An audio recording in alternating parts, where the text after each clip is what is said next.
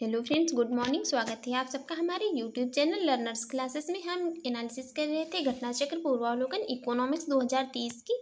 इसके पहले दो वीडियो में हम यहाँ पर जो है 115 नंबर क्वेश्चन तक कर चुके थे। आज में हम जो है 115 नंबर क्वेश्चन से आगे के क्वेश्चंस को देखेंगे। तो चलिए शुरू करते हैं। इससे पहले फ्रेंड्स आपसे रिक्वेस्ट, यदि आप चैनल पर पहली बार है तो प्लीज़ चैनल को सब्सक्राइब कर लीजिएगा, वीडियो को लाइक कर दीजिएगा एंड शेयर करिए। जो भी आपके सजेशन हो उसे कमेंट बॉक्स में जरूर बताइएगा। वीडियो की पीडीएफ वीडियो के डिस्क्रिप्शन बॉक्स में दे दी गई, वहाँ पर जाकर आप इसकी पीडीएफ डाउनलोड कर सकते हैं। देखते हैं क्या है क्वेश्चन। क्वेश्चन है, राष्ट्र की संपदा में निम्नलिखित में से किसको शामिल नहीं किया गया है। राष्ट्र की संपदा में जो है शामिल नहीं किया गया है किसको? मुद्रा पूर्ति को। बाकी खान बांध पशुधन ये सबको जो है राष्ट्र की संपदा में सम्मिलित किया गया है। नेक्स्ट क्वेश्चन है, निम्नलिखित में से पूंजी का संग्रहण द एक्युमुलेशन ऑफ कैपिटल पुस्तक का कौन लेखक है? तो इसकी लेखिका है कौन? Shrimati John Robinson. इस पुस्तक की पूंजी का संग्रहण पुस्तक की लेखिका है श्रीमती जॉन रॉबिन्सन। और ये प्रकाशित कब हुई थी? ये मूल रूप से वर्ष 1956 में प्रकाशित हुई थी। यह पुस्तक जो है दीर्घावधि में विकास और पूंजी संचय के जो क्या निर्धारित करता है कि प्रश्न के जो है एक गतिशील दृष्टिकोण को प्रदान करता है। कौन सी पुस्तक? The accumulation of capital. Next है, बंदी की दुविधा प्रिजनर्स डायलेमा शब्द निम्नलिखित में से किससे संबंध है? तो यह जो प्रिजनर्स डायलेमा शब्द है इसका संबंध है किससे? क्रीडा सिद्धांत के अंतर्गत स्थितियों में से एक है ये शब्द। इसमें जो है ये खेल सिद्धांत अर्थशास्त्र का एक सिद्धांत है जिसका प्रतिपादन जॉन वन न्यूमैन एवं ऑस्कर मोर्गस्टन ने किया था। नेक्स्ट है, वैज्ञानिक प्रबंधन का जनक कौन है? वैज्ञानिक प्रबंधन के जनक है एफ.डब्ल्यू. टेलर। एफ.डब्ल्यू. टेलर वैज्ञानिक प्रबंधन के जनक हैं। इससे जो है टेलरिज्म की भी संज्ञा दी जाती है। नेक्स्ट क्वेश्चन है, गांधीवादी और मार्क्सवाद के बीच एक समान सहमति पाई जाती है, यह निम्नलिखित में से कौन सी है? तो ये कौन सी है? ये एक जो है अंतिम लक्ष्य के रूप में राज्य विहीन समाज। देखते हैं इसके एक्सप्लेन। महात्मा गांधी और कार्ल मार्क्स के बीच आपस में एक समानता है। दोनों राज्य विहीन समाज और वर्ग विहीन समाज स्थापित करना चाहते थे, परंतु दोनों के साधन भिन्न भिन्न थे। महात्मा गांधी इसे अहिंसक साधनों के माध्यम से प्राप्त करना चाहते थे, वहीं पर कार्ल मार्क्स की बात की जाए तो वो उसी हिंसक साधनों के माध्यम से प्राप्त करना चाहते थे। नेक्स्ट है, व्यावसायिक संपत्तियों के न्यायशीलता सिद्धांत का प्रतिपादन किया। इसका प्रतिपादन किया था महात्मा गांधी ने। ये व्यावसायिक संपत्तियों के न्यायशीलता सिद्धांत का प्रतिपादन महात्मा गांधी के द्वारा किया गया। यह कारपोरेट प्रशासन से संबंधित है और यह पूंजीवाद और मार्क्सवाद के बीच का गांधीवादी रास्ता है। नेक्स्ट है, गांधीवादी अर्थव्यवस्था किस पर आधारित थी? तो ये क्वेश्चन जो है मोस्ट इंपॉर्टेंट है, बहुत पूछा भी जाता है। ये न्यास पर आधारित थी गांधीवादी अर्थव्यवस्था। देखते हैं इसकी एक्सप्लेन। गांधीवादी अर्थव्यवस्था न्यास अर्थात जो है ट्रस्टीशिप की विचारधारा पर आधारित है। महात्मा गांधी द्वारा प्रस्तुत इस सामाजिक आर्थिक अवधारणा में यह विचार प्रस्तुत किया गया कि धनी व्यक्ति आम जनों के कल्याण हेतु न्यासों के न्यासी के रूप में जो है कार्य करेंगे। नेक्स्ट है, निम्नलिखित में से किसने ट्रस्टीशिप की अवधारणा प्रस्तुत की? तो ये कौन थे? महात्मा गांधी। नेक्स्ट क्वेश्चन, निम्नलिखित कथनों पर विचार कीजिए। पहला स्टेटमेंट है, गांधीवादी अर्थव्यवस्था आधारित है न्यायशीलता के सिद्धांत पर। ये स्टेटमेंट करेक्ट है।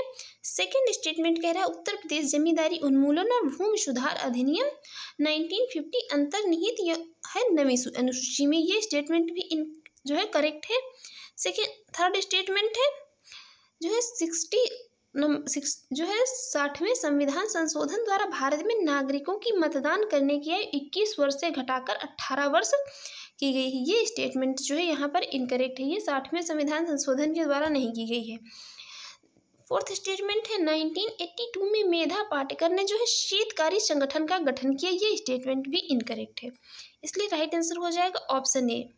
अब देखते हैं इसकी एक्सप्लेन। गांधीवादी अर्थव्यवस्था न्यायशीलता या ट्रस्टीशिप के सिद्धांत पर आधारित है। उत्तर प्रदेश जमींदारी उन्मूलन और भूमि सुधार अधिनियम 1950 को संविधान की नवी अनुसूची में शामिल किया गया है। प्रविष्टि 11 में इससे न्यायिक उन्मुक्ति प्रदान की गई है। भारतीय नागरिकों की मतदान करने की न्यूनतम आयु जो है तो वो 61वें संविधान संशोधन 1988 द्वारा 21 वर्ष से घटाकर 18 वर्ष की गई है। और शेतकारी संगठन का गठन ये शरद जोशी ने वर्ष 1979 में महाराष्ट्र में किया था। नेक्स्ट क्वेश्चन है स्मार्ट इंडिया हैकाथॉन 2017 के संदर्भ में निम्नलिखित में से कौन सा कथन जो है सही है। पहला स्टेटमेंट कह रहा है यह हमारे देश के प्रत्येक शहर को एक दशक में स्मार्ट सिटी के रूप में विकसित करने के लिए केंद्र द्वारा प्रायोजित एक स्कीम है। ये स्टेटमेंट इनकरेक्ट है।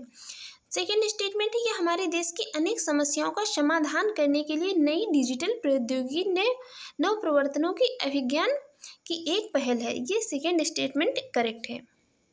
थर्ड स्टेटमेंट है यह एक कार्यक्रम है जिसका लक्ष्य एक दशक में हमारे देश में सभी वित्तीय लेन देनों को पूरी तरह से डिजिटल करना है।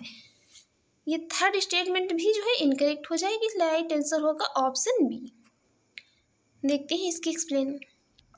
9 नवंबर 2016 को केंद्रीय मानव संसाधन विकास मंत्री थे तब प्रकाश जावड़ेकर ने स्मार्ट इंडिया हैकाथॉन 2017 का उद्घाटन किया था। इस पहल का उद्देश्य भारत के सभी प्रौद्योगिकी संस्थानों तक पहुंच बनाना तथा देश के समक्ष विद्यमान जटिल समस्याओं के अभिनव समाधान हेतु क्या था। अभिनव समाधान है छात्रों के समक्ष चुनौती प्रस्तुत करना था। Smart India hackathon 2017 Akhil Bharatiya स्तर पर लगातार जो है 36 घंटे तक संचालित एक डिजिटल प्रोग्रामिंग प्रतियोगिता थी जिसमें छात्र टीमों के मध्य किसी दिए गए समस्या कथन के अभिनव समाधान हेतु प्रतिस्पर्धा आयोजित हुई थी। इसमें नेक्स्ट क्वेश्चन है बेनामी संपत्ति लेन देन का निषेध अधिनियम 1988 पीबीपीटी अधिनियम के संदर्भ में निम्नलिखित कथनों पर विचार करना है। पहला स्टेटमेंट कह रहा है यहाँ पर इसके संबंध में किसी संपत्ति का लेन देन बेनामी लेन देन नहीं समझा जाएगा यदि संपत्ति का मालिक उसे लेन देन के बारे में अवगत नहीं है। ये स्टेटमेंट जो है यहाँ पर इनकरेक्ट है। सेकेंड स्टेटमेंट कह रहा है बेनामी संपाई गई संपत्ति सरकार द्वारा जब्त किए जाने के लिए जो है दायी होगी। सेकेंड स्टेटमेंट करेक्ट है। थर्ड स्टेटमेंट कह रहा है यह अधिनियम जांच के लिए 3 प्राधिकारियों का उपबंध करता है किंतु यह किसी अपीलीय क्रियाविधि का उपबंध नहीं करता है। ये स्टेटमेंट भी इनकरेक्ट है, इसलिए राइट आंसर हो जाएगा ऑप्शन बी। देखते हैं इसकी एक्सप्लेन। बेनामी संपत्ति लेन देन निषेध अधिनियम 1988 वर्ष 2016 में संशोधित हो चुका है। इसमें जो है बेनामी लेन देन निषेध संशोधन अधिनियम 2016 कहा जाता है। इस सिद्धांत पर आधारित है कि कोई विधि का उल्लंघन करे तो और यह कहे कि मुझे विधि का ज्ञान नहीं था, यह क्षमा योग्य नहीं है। यदि कोई भी व्यक्ति जो है किसी भी जो है बनाए गए संसद द्वारा किसी भी बनाए गए कानून का यदि उल्लंघन करता है और बाद में कहता है कि हमें जो है इसका ज्ञान नहीं था तो यह क्षमा योग्य नहीं होगा, क्योंकि बेनामी पाई गई संपत्तियां सरकार बिना प्रतिकर दिए जब्त कर सकती है, क्योंकि क्या है उक्त अधिनियम में अपील का प्रावधान है। देखते हैं नेक्स्ट है स्टेट डाटा सेंटर SDC प्रारंभ करने वाला पहला भारतीय राज्य है तो वो है हिमाचल प्रदेश। पहला भारतीय राज्य बना हिमाचल प्रदेश था। इसको प्रारंभ कब किया गया था? जून 2016 में हिमाचल प्रदेश के मुख्यमंत्री थे वीरभद्र सिंह ने स्टेट डाटा सेंटर का शुभारंभ किया था। यह सेंटर प्रारंभ करने वाला हिमाचल प्रदेश देश का पहला राज्य बना था। यह सेंटर शिमला में स्थापित है। SDC को ग्रीन कॉन्सेप्ट की अवधारणा के आधार पर जो है डिजाइन किया गया है इसको। नेक्स्ट क्वेश्चन है एक वेब पोर्टल है DACNET, ये संबंधित है किससे? तो ई एग्रीकल्चर से संबंधित है। देखते हैं इसके एक्सप्लेन। वेब पोर्टल है DACNET ई एग्रीकल्चर से संबंधित है। कृषि एवं सहकारिता विभाग की एक ई गवर्नेंस परियोजना है जिसे कृषि ऑनलाइन की सुविधा के लिए राष्ट्रीय सूचना विज्ञान केंद्र NIC द्वारा निष्पादित किया जा रहा है इसको।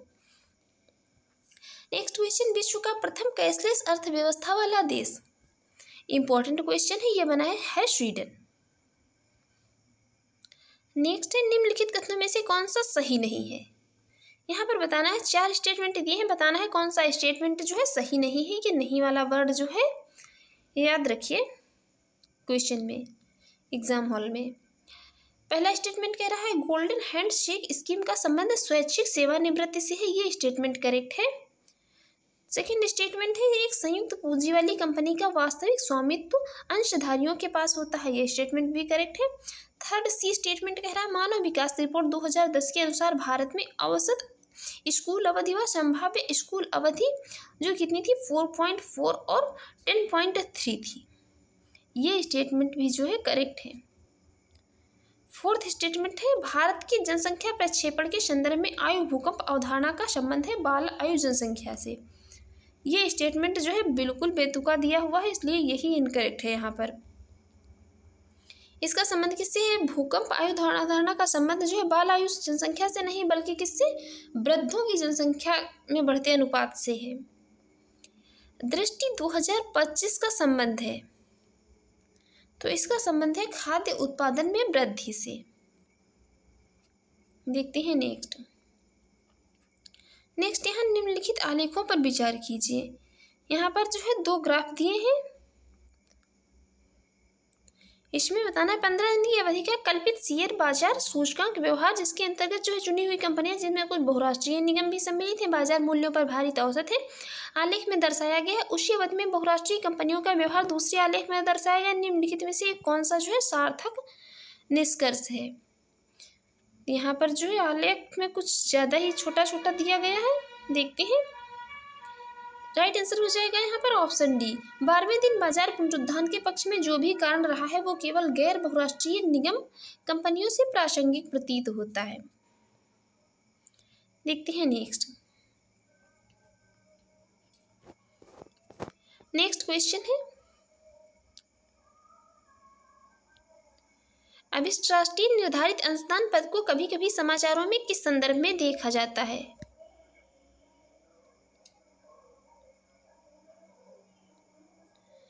किस में देखा जाता है?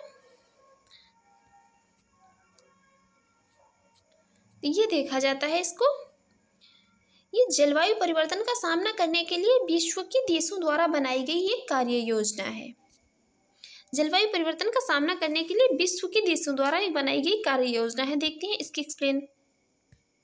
ये जो अभिष्ट राष्ट्रीय निर्धारित अंशदान का संबंध किससे है? जलवायु परिवर्तन का सामना करने के लिए विश्व के देशों द्वारा बनाई गई कार्य योजना से। इस पद का प्रयोग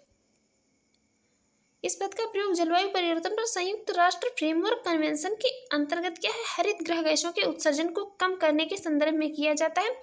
उल्लेखनीय है कि यहाँ पर पेरिस में आयोजित 2015 में COP21 में हुए जो पेरिस समझौते के तहत इस सदी के अंत तक औसत तापमान वृद्धि को पूर्व औद्योगिक स्तर पर 2 डिग्री सेंटीग्रेड से नीचे के स्तर पर वरीय रूप से 1.5 डिग्री सेंटीग्रेड तक रोकने हेतु सभी देशों ने को क्या है? अपने घरेलू हरित गृह गैसों के उत्सर्जन में कटौती का लक्ष्य प्रस्तुत करना है। इसी को INDC कहा जाता है। देखते हैं नेक्स्ट क्वेश्चन है निम्नलिखित कथनों पर विचार कीजिए। पहला स्टेटमेंट कह रहा है, 2 स्टेटमेंट दिए हैं। पहला स्टेटमेंट है विधि के अनुसार प्रतिपूरक वनीकरण कोष प्रबंधन एवं योजना प्राधिकरण राष्ट्रीय तथा राज्य दोनों स्तरों पर होते हैं। पहला स्टेटमेंट करेक्ट है। सेकेंड स्टेटमेंट कह रहा है प्रतिपूरक वनीकरण निधि अधिनियम 2016 के अधीन चलाए गए प्रतिपूरक वनीकरण कार्यक्रमों में लोगों की सहभागिता अनिवार्य मैंडेटरी है। ये स्टेटमेंट जो है यहाँ पर इनकरेक्ट हो जाता है। राइट आंसर होगा ऑप्शन ए। देखते हैं इसके एक्सप्लेन। प्रतिपूरक वनीकरण निधि अधिनियम 2016 के प्रावधानों के तहत प्रतिपूरक वनीकरण कोष प्रबंधन एवं योजना प्राधिकरण राष्ट्रीय तथा राज्य दोनों ही स्तरों पर स्थापित किए जाते हैं। इस अधिनियम के तहत क्या है? चलाए गए प्रतिपूरक वनीकरण कार्यक्रमों में लोगों की सहभागिता अनिवार्य किए जाने का कोई प्रावधान नहीं किया गया है। नेक्स्ट क्वेश्चन है भारत में निम्नलिखित में से किस एक महत्वपूर्ण विशेषता के रूप में विस्तारित उत्पादक दायित्व आरंभ किया गया था? तो ये आरंभ किया गया था किसमें? अपशिष्ट प्रबंधन और निगरानी हस्तांतरण नियम था कौन? 2011 का। देखते हैं इसकी एक्सप्लेन। भारत में अपशिष्ट प्रबंधन और निगरानी नियम था दी ई वेस्ट मैनेजमेंट एंड जो है हैंडलिंग रूल्स। 2011 की एक महत्वपूर्ण विशेषता के रूप में विस्तारित उत्तरदायित्व एक्सटेंडेड जो है प्रोड्यूसर लायबिलिटी प्रारंभ किया गया था। इसके तहत क्या हुआ था, देश में ई अपशिष्ट का पुनर्चक्रण और उसमें कमी लाने का दायित्व उत्पादकों या विनिर्माताओं का है। नेक्स्ट है, अंतर्राष्ट्रीय नीति प्रक्रियाओं में निम्नलिखित में से कौन एक ऐसी विशिष्ट उपलब्धि नहीं है जिससे कि महिला सशक्तिकरण को अप्रत्यक्ष रूप में निम्न के साथ समान बताया जाए। तो यह है रणनीतिक चयन।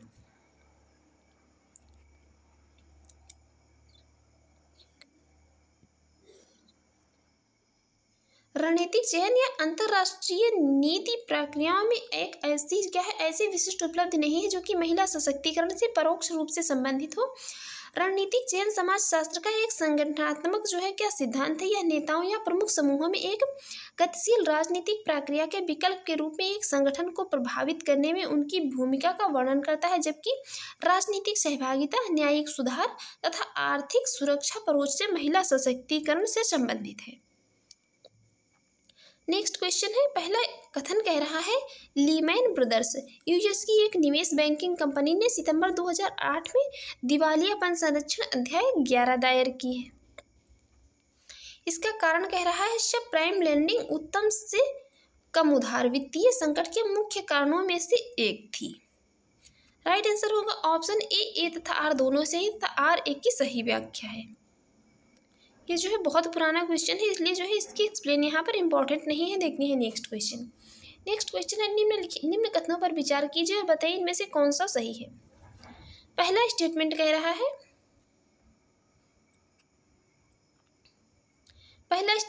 रहा है सब प्राइम संकट जिसमें यूएस की अर्थव्यवस्था प्रभावित हुई है अचानक तेल मूल्यों में वृद्धि के कारण हुआ है। तो ये अचानक जो है तेल मूल्यों में वृद्धि के कारण नहीं हुआ, इसलिए ये स्टेटमेंट हो इनकरेक्ट। देखते हैं दूसरा स्टेटमेंट। दूसरा स्टेटमेंट है संकट के कारण गृह ऋण अदायगी नहीं हुई। ये स्टेटमेंट करेक्ट है। इसके कारण से यूएस के कुछ बैंक फेल हो गए।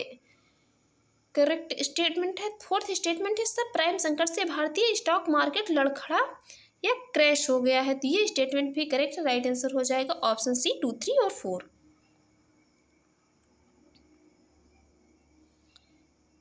देखते हैं नेक्स्ट है वह देश जहां विश्व में प्रति व्यक्ति प्रतिवर्ष सर्वाधिक घरेलू अपशिष्ट सृजित होता है। तो वो है कौन, अपना जो है संयुक्त राज्य अमेरिका। और जो ये क्वेश्चन पूछा गया था 2008 में और अक्टूबर 2020 में जारी आंकड़ों के अनुसार भी क्या है, घरेलू अपशिष्ट सृजन में यूएसए पहले स्थान पर है। नेक्स्ट, विश्व के जल संसाधनों का लगभग कितना प्रतिशत भारत में उपलब्ध है वह, तो ये कितना 4%। भारत में जल विद्युत शक्ति के विकास में अग्रणी राज्य था, तो ये था तब उत्तर प्रदेश। हम देखते हैं यहाँ पर जो है करंट का नहीं दिया हुआ है, लेकिन ये उत्पादन केंद्रों के उत्तराखंड में चले जाने के कारण क्या है, जल विद्युत विकास की दृष्टि से अब उत्तराखंड जो है अग्रणी राज्य बन गया है, ना कि उत्तर प्रदेश। 9 नवंबर 2000 से जो है क्या ये उत्तराखंड में चला गया है। नेक्स्ट है विश्व के कुल परमाणु विद्युत उत्पादन के परिप्रेक्ष्य में भारत में उत्पादन है केवल कितना, तो ये केवल है 1%। वर्ल्ड न्यूक्लियर एसोसिएशन के अद्यतन आंकड़े अप्रैल 2023 के अनुसार वर्ष 2021 में विश्व में कुल जो है 2653 टेरावाट घंटा परमाणु विद्युत उत्पादन हुआ है। उक्त अवधि में भारत में 39.78 टेरावाट घंटा परमाणु विद्युत का उत्पादन हुआ है। विश्व के कुल परमाणु विद्युत उत्पादन में भारत का हिस्सा लगभग 1.5% है, जबकि भारत की कुल विद्युत उत्पादन की जो है संस्थापित क्षमता में परमाणु विद्युत का योगदान लगभग कितना है, 1.6% है। नेक्स्ट क्वेश्चन है भारत के निम्नलिखित राज्यों को उनके कुल विद्युत उत्पादन की अवरोही क्रम में व्यवस्थित कीजिए। देखते हैं यहाँ पर 2022-23, तो यहाँ पर 2022-23 में इनका उत्पादन कुछ इस प्रकार है। महाराष्ट्र का कितना है, तो महाराष्ट्र का है 1,41,760.5 गीगावाट और गुजरात का कितना है तो गुजरात का है जी 65,246.1 गीगावाट। तमिलनाडु का है वहीं पर 89,056.76 गीगावाट। और उत्तर प्रदेश का जो है ये कितना है, तो उत्तर प्रदेश का है 1,56,223.1 गीगावाट। तो ये सबसे पहले आ जाएगा उत्तर प्रदेश, फिर रहेगा महाराष्ट्र, फिर रहेगा तमिलनाडु और लास्ट में आ जाएगा गुजरात, क्योंकि गुजरात का जो है क्या है सबसे कम है। नेक्स्ट है भारत में वर्तमान प्रति व्यक्ति वर्ष बिजली का उपयोग लगभग है। तो हम यहाँ पर करंट की बात करेंगे। इसमें केंद्रीय विद्युत मंत्रालय के आंकड़ों के अनुसार वर्ष 2021-22 में प्रति व्यक्ति वार्षिक विद्युत उपभोग जो है तो ये 1,255 किलोवाट आवर्स है, जो कि वैश्विक औसत का लगभग कितना है, 1/3 है। नेक्स्ट है अगस्त 2006 में भारत सरकार ने ग्रामीण विद्युतीकरण नीति अधिसूचित की। इस नीति का लक्ष्य किस वर्ष तक सभी घरों में बिजली पहुंचाना है। तो ये कब तक है, भारत सरकार ने 23 अगस्त 2006 को ग्रामीण विद्युतीकरण नीति अधिसूचित की थी। इस नीति के मुख्य लक्ष्य निर्धारित किए गए थे। तो वो हैं कौन कौन से, सभी ग्रामीण घरों में वर्ष 2009 तक विद्युत उपलब्ध कराना, उसके बाद उचित मूल्य पर समुचित गुणवत्तापूर्ण विद्युत ग्रामीण घरों में उपलब्ध कराना, और वर्ष 2012 तक क्या है, प्रत्येक ग्रामीण घर में 1 यूनिट प्रतिदिन का न्यूनतम उपयोग सुनिश्चित करना। नेक्स्ट क्वेश्चन है केंद्रीय बजट 2006-07 के अनुसार कब तक सरकार विद्युत उत्पादन को जो है 15,000 मेगावाट बढ़ाने का ध्येय रखती है। तो ये वर्ष 2007 तक। वही बात करें अब हम, यदि 31 मार्च 2023 तक विद्युत की संस्थापित क्षमता कितनी है, तो ये इसकी रही है 4,16,059 मेगावाट। 31 मार्च 2023 तक विद्युत की संस्थापित क्षमता। वहीं पर राज्यों का हिस्सा कितना है, तो राज्यों का हिस्सा जो है, राज्यों का हिस्सा इसमें है 1,05,726 मेगावाट की, जो कि कितना है 25.4%। और केंद्रीय हिस्सा कितना है, तो ये 1,55,000 है मेगावाट, और ये जो है 24.0% है। निजी क्षेत्र का कितना है, तो निजी क्षेत्र का जो है तो ये 2,10,278 है मेगावाट है, और ये कितना 50.5% है। नेक्स्ट है दिसंबर 2011 में भारतीय ऊर्जा क्षेत्र में सकल उत्पादन क्षमता में नवीकरणीय ऊर्जा का अंश लगभग कितना है, तो ये कितना 11% था।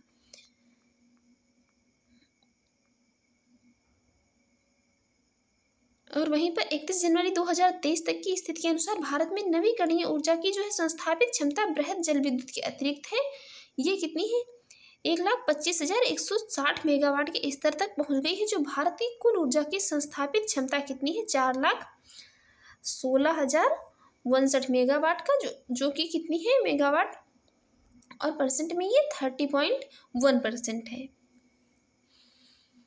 ये करंट का जो है याद रखिए, करंट का इम्पोर्टेंट है, पिछला इतना इम्पोर्टेंट नहीं है।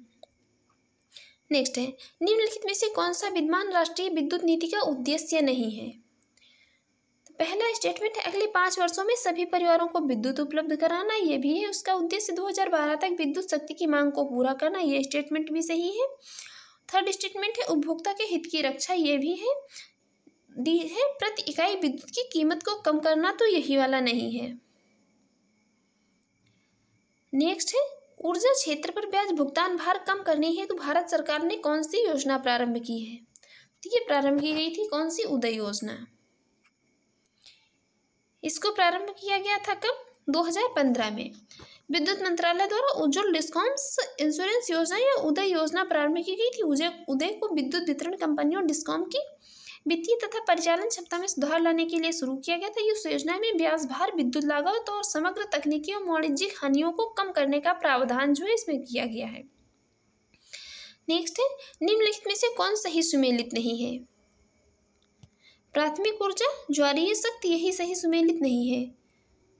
वाणिज्यिक ऊर्जा क्षेत्र जो है तेल और गैस, ये सही सुमेलित है। गैर वाणिज्यिक ऊर्जा क्षेत्र तो ये जानवरों का गोबर, और गैर पारंपरिक ऊर्जा के स्रोत है तो ये सौर ऊर्जा है। देखते हैं इसकी एक्सप्लेन। प्राथमिक ऊर्जा किसी भी जो है किसी भी मानव निर्मित रूपांतरण या परिवर्तन से पहले प्राकृतिक संसाधनों में सन्निहित ऊर्जा है। प्राथमिक ऊर्जा संसाधनों के उदाहरणों में कोयला, कच्चा तेल, धूप, हवा, बहती नदियां, वनस्पति और यूरेनियम शामिल है इसमें।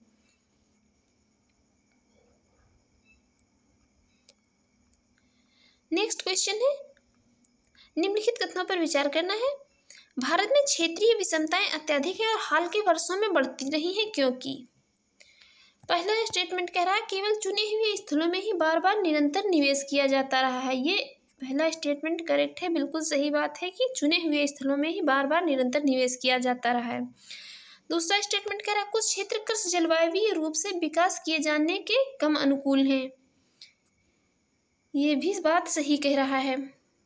नेक्स्ट है कुछ क्षेत्र कृषि भूमि संबंधी रूपांतरण की ओर बिल्कुल ही अनभिमुख बने हुए और इसके परिणाम स्वरूप सामाजिक और आर्थिक अवसरों के अभाव का सामना कर रहे हैं। ये स्टेटमेंट भी जो है करेक्ट है। फोर्थ स्टेटमेंट है कुछ क्षेत्र निरंतर राजनीतिक अस्थिरता का सामना करते रहे हैं। ये स्टेटमेंट जो है बिल्कुल बेतुका दिया है यहाँ पर, इसलिए राइट आंसर होगा ऑप्शन ए। देखते हैं इसकी एक्सप्लेन। विकसित और आर्थिक रूप से पिछड़े हुए राज्यों का सह अस्तित्व तथा प्रत्येक राज्य के विभिन्न क्षेत्रों में प्रगति की दृष्टि से भिन्नता को ही क्षेत्रीय विषमता कहते हैं। जहां एक और पंजाब, महाराष्ट्र, हरियाणा, गुजरात, पश्चिम बंगाल, केरल, तमिलनाडु आर्थिक दृष्टि से क्या है अग्रगामी राज्य है, वहीं मध्य प्रदेश, असम, उत्तर प्रदेश, राजस्थान, उड़ीसा, बिहार आदि क्या है ये आर्थिक दृष्टि से क्या है ये पिछड़े हुए राज्य हैं। भारत में इस क्षेत्रीय विषमता हेतु क्या है, भारत में ये क्षेत्रीय विषमता जो है देखने को मिलती है। नेक्स्ट क्वेश्चन, स्वर्णिम चतुर्भुज का पूर्वी पश्चिम गलियारा निम्नलिखित में से किन केंद्रों नाभिकों को जोड़ती है? तो जोड़ती है सिलचर एवं पोरबंदर को। देखते हैं इसकी एक्सप्लेन। पूर्वी पश्चिम गलियारा असम के सिलचर को गुजरात के पोरबंदर से तथा उत्तर दक्षिण गलियारा श्रीनगर को कन्याकुमारी से जोड़ता है। ये दोनों गलियारे झांसी में एक दूसरे को काटती हैं। स्वर्णिम चतुर्भुज देश के 4 बृहद महानगरों जिसमें दिल्ली उत्तर में, कोलकाता पूर्व और मुंबई पश्चिम और चेन्नई दक्षिण को संयोजित करता है। नेक्स्ट क्वेश्चन है किस राज्य में पब्लिक प्राइवेट पार्टनरशिप प्रतिमान के अंतर्गत भारत की प्रथम रेलवे लाइन बनाई जा रही है? ये बनाई जा रही है कहाँ पर? गुजरात में, जो कि अब बनकर कंप्लीट भी हो गई है। यह रेल लाइन गांधीधाम को टूना टेकरा पोर्ट से जोड़ती है। किसको? रेल लाइन गांधीधाम को टूना टेकरा पोर्ट से जोड़ती है। नेक्स्ट है भारतीय पर्यटन के स्वर्ण त्रिभुज में सम्मिलित शहर हैं। तो ये स्वर्ण त्रिभुज में सम्मिलित है आगरा, दिल्ली तथा जयपुर।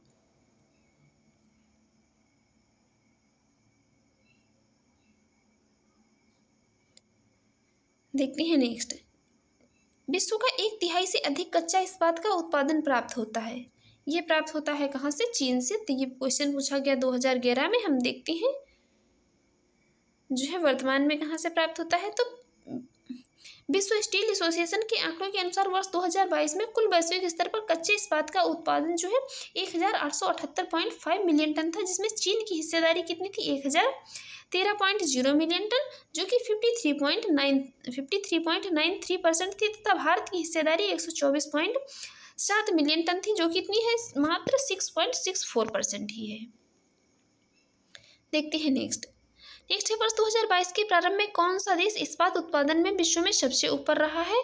तो वो कौन रहा है? चीन ही रहा है। उसके बाद दूसरे स्थान पर जापान तथा तीसरे पर संयुक्त राज्य अमेरिका रहा है। नेक्स्ट है ये जो एक प्रणाली है कमैया प्रणाली, ये क्या है? तो ये नेपाल में अनुबंधित श्रमिकों की एक प्रणाली है जो पीढ़ी दर पीढ़ी चलती रहती है। किसको क्या कहा जाता है? इसको कहते हैं कमैया प्रणाली। क्वेश्चन किसी भी तरह पूछा जा सकता है। क्वेश्चन ये भी पूछा जा सकता है इसका संबंध कहाँ से है? तो ये कमैया प्रणाली जो है तो इसका संबंध है कहाँ से?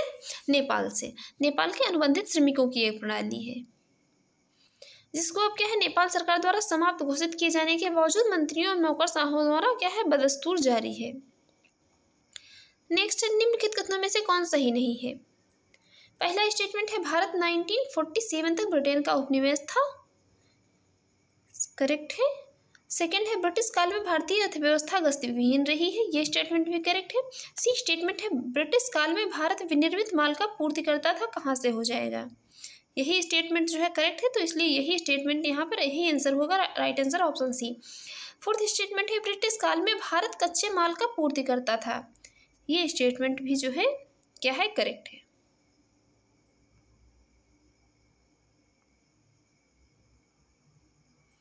देखते हैं इसके एक्सप्लेन। भारत 15 अगस्त 1947 के पूर्व ब्रिटेन का उपनिवेश था। भारत में ब्रिटिश उपनिवेश की शुरुआत जो है 1757 में हुई थी, जब प्लासी युद्ध में विजय के बाद ईस्ट इंडिया कंपनी बंगाल पर प्रभुत्व स्थापित हुआ था। ब्रिटिश काल में भारतीय अर्थव्यवस्था गतिहीन बनी रही। उपनिवेशवाद का लक्ष्य भारत का ब्रिटेन के अधीनस्थ एक बाजार के रूप में विकसित करने की थी, जिससे इसका आसानी से शोषण किया जा सके। ब्रिटेन में औद्योगिक क्रांति के पश्चात भारत को एक ऐसे उपनिवेश की भूमिका अदा करनी थी जो ब्रिटेन को आवश्यकता अनुसार क्या है, कच्चा माल उपलब्ध करता रहे।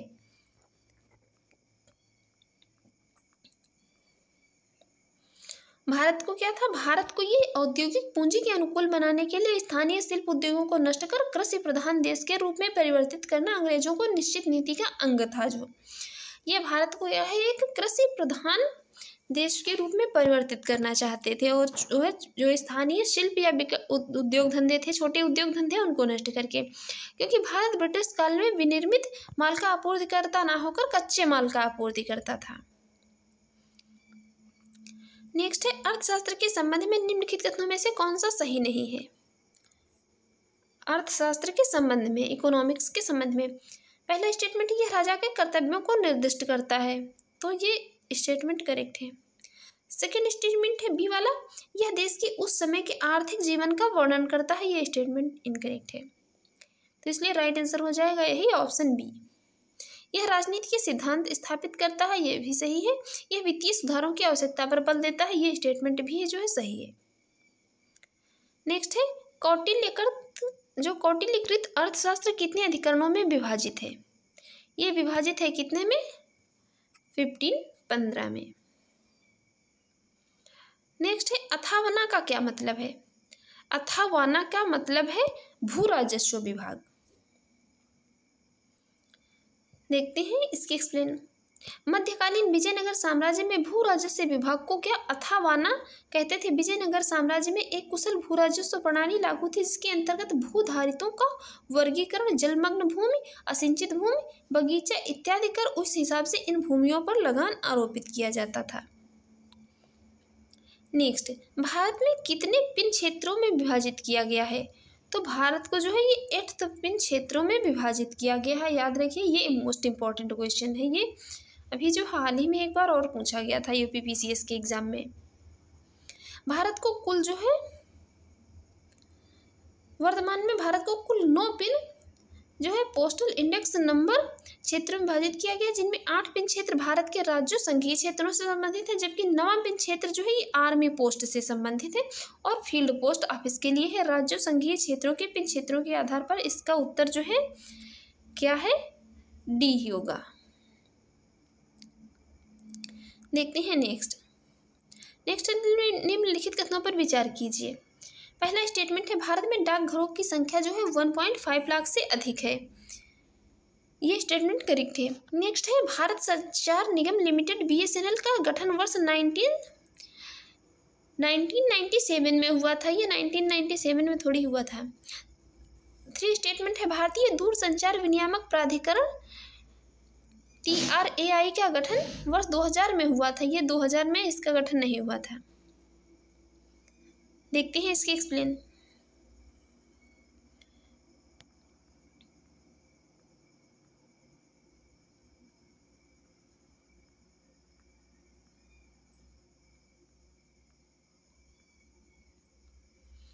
इसके एक्सप्लेन देखते हैं।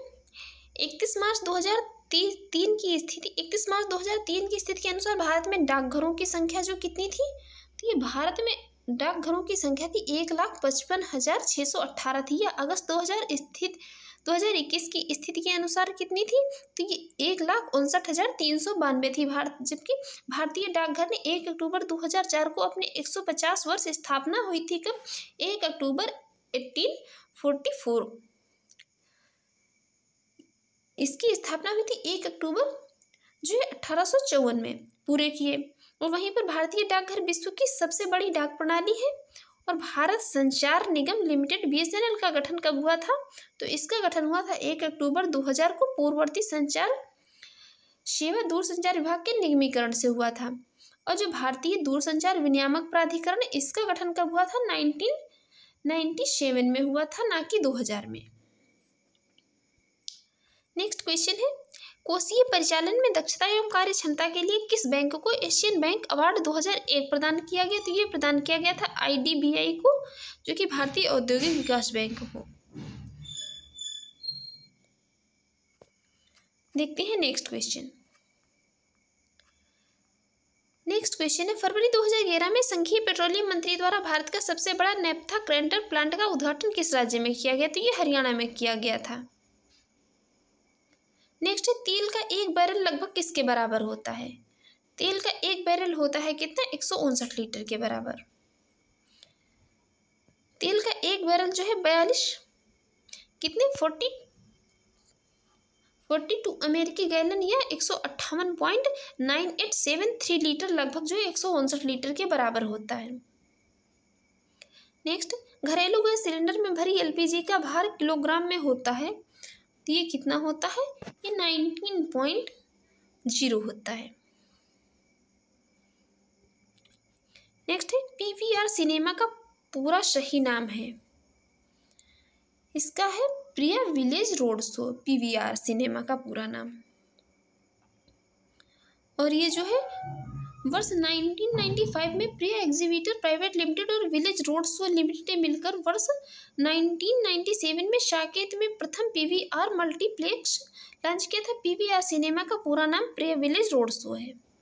एक मार्क का संबंध है, तो एक मार्क का संबंध किससे है? तो एक मार्क का संबंध जो है मोस्ट इंपॉर्टेंट क्वेश्चन ये वाला भी है, बहुत पूछा जाता है, वनडे एग्जाम हो या कोई भी एग्जाम हो बहुत पूछा जाता है, तो गुणवत्ता से संबंधित है एक मार्क का संबंध।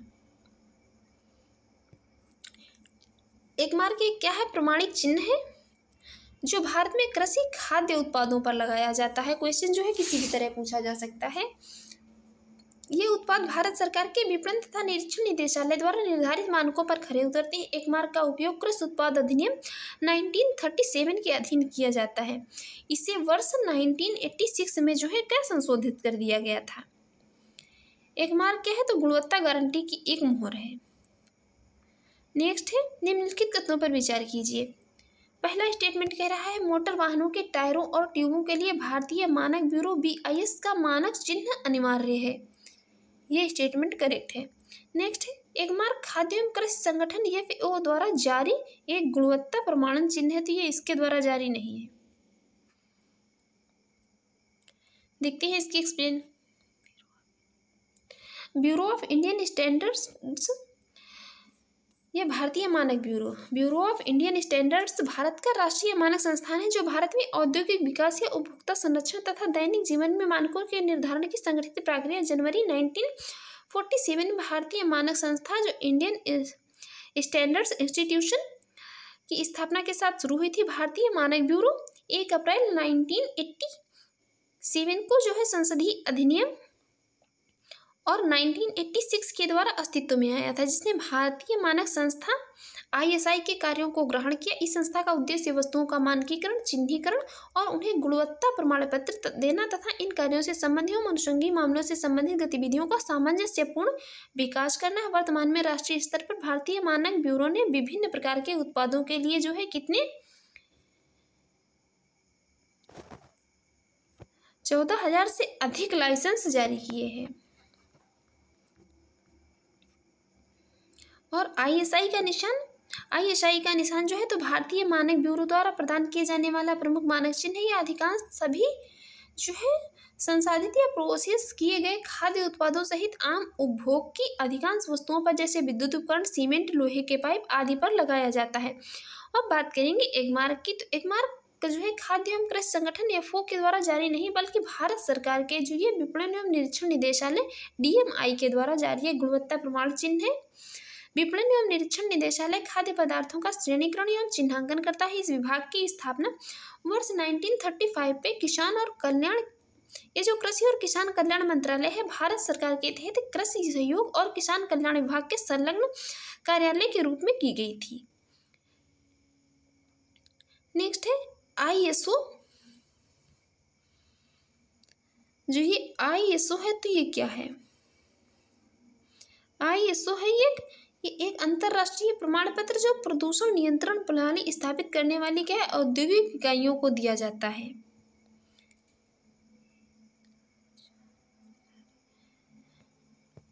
देखते हैं इसकी एक्सप्लेन। ISO 1,04,001 की क्या है, संख्या है कि ये अंतरराष्ट्रीय प्रमाण पत्र है जो पर्यावरण संबंध प्रबंध प्रणाली प्रमाणन योजना है।